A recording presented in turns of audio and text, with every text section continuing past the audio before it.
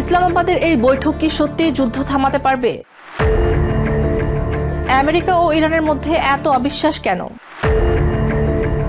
Lebanon issue কি পুরো আলোচনাকে ভেঙে দেবে? ইসরায়েল কি এই শান্তি প্রক্রিয়াকে বাধা দিচ্ছে? পাকিস্তান কি সফল মধ্যস্থতাকারী হতে পারবে? স্বাগত জানাচ্ছি TVN24 নিউজ নেটওয়ার্কের সবশেষ আপডেটে। 6 সপ্তাহের রক্তক্ষয়ী যুদ্ধের পর আমেরিকা ও ইরানের মধ্যে একটি নড়বড়ে যুদ্ধবিরতি কার্যকর হলেও প্রকৃত সমাধানের পথ এখনও অনিশ্চিত। এর প্রেক্ষাপটে পাকিস্তানের রাজধানী ইসলামাবাদে শুরু হতে যাচ্ছে গুরুত্বপূর্ণ আলোচনা, যা বিশ্বজুড়ে গভীর আগ্রহ ও উদ্বেগ তৈরি করেছে। পাকিস্তান সরকার শহর জুড়ে নিরাপত্তা জোরদার করেছে। কূটনৈতিক এলাকা রেড জোন কার্যত বন্ধ করে দেওয়া হয়েছে। প্রধান সড়কগুলোতে নিয়ন্ত্রণ বসানো হয়েছে। এমনকি আলোচনার স্থান হিসেবে নির্ধারিত সেরেনা হোটেল খালি করে দেওয়া হয়েছে। পুরো শহরে এক ধরনের অস্বস্তি ও প্রত্যাশার পরিবেশ তৈরি হয়েছে, কারণ এই বৈঠক মধ্যপ্রাচ্যের ভবিষ্যৎ নির্ধারণে গুরুত্বপূর্ণ ভূমিকা রাখতে পারে। এই আলোচনা শুরু হচ্ছে এমন এক সময়ে যখন যুদ্ধবিরতি ইতোমধ্যেই চাপের মুখে। যুদ্ধ চলাকালে ইরানের আক্রমণ, ইসরায়েলের লেবাননে অব্যাহত হামলা এবং হরমুজ প্রণালীতে উত্তেজনা, সব মিলিয়ে পরিস্থিতি অত্যন্ত অস্থির। ফলে এই আলোচনায় অগ্রগতি হবে কিনা তা নিয়ে বড় ধরনের সংশয় রয়েছে। আলোচনায় আমেরিকার প্রতিনিধিত্ব করবেন ভাইস প্রেসিডেন্ট জেডি ভ্যান্স। তার সঙ্গে থাকবেন ট্রাম্পের বিশেষ দূত স্টিভ উইটকফ এবং উপদেষ্টা জ্যারেড কুশনার। অন্যদিকে ইরানের প্রতিনিধিত্ব করবেন পার্লামেন্ট স্পিকার মোহাম্মদ বাঘের গালিবাফ এবং পররাষ্ট্রমন্ত্রী আব্বাস আরাকচি। তবে ইরানের বিপ্লবী গার্ড বাহিনীর কোনো প্রতিনিধি সরাসরি অংশ নেবে কিনা তা এখনও পরিষ্কার নয়। আলোচনার ধরনও বেশ ব্যতিক্রমী হতে পারে।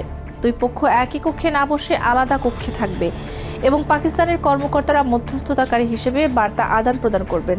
এই পদ্ধতি থেকেই বোঝা যায় দুই দেশের মধ্যে অবিশ্বাস কতটা গভীর।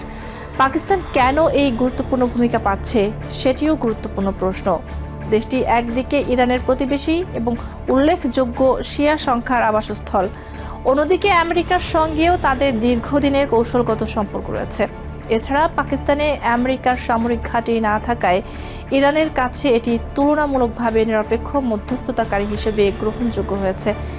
আলোচনার মূল ইস্যুগুলো অত্যন্ত জটিল।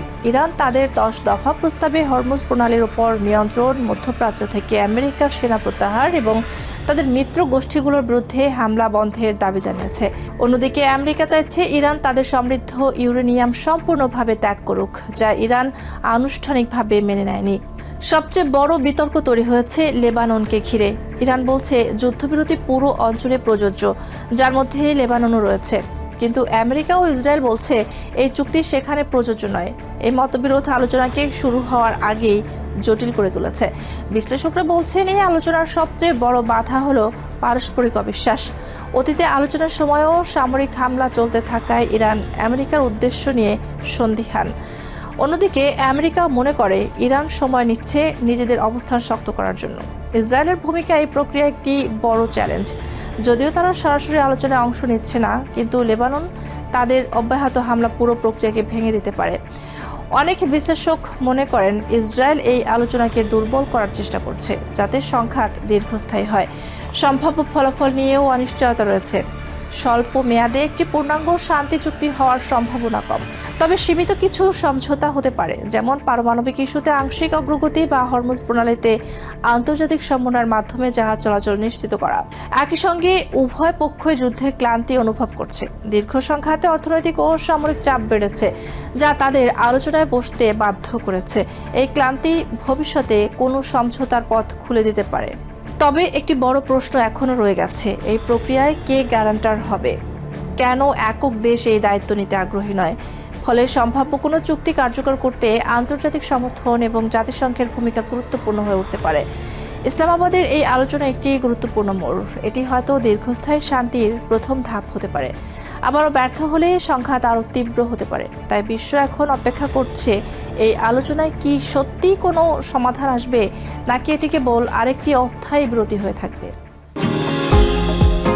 নিউ ইয়র্ক থেকে সম্প্রচারিত TVN24 টেলিভিশন বিশ্বজুড়ে বাঙালির কণ্ঠস্বর।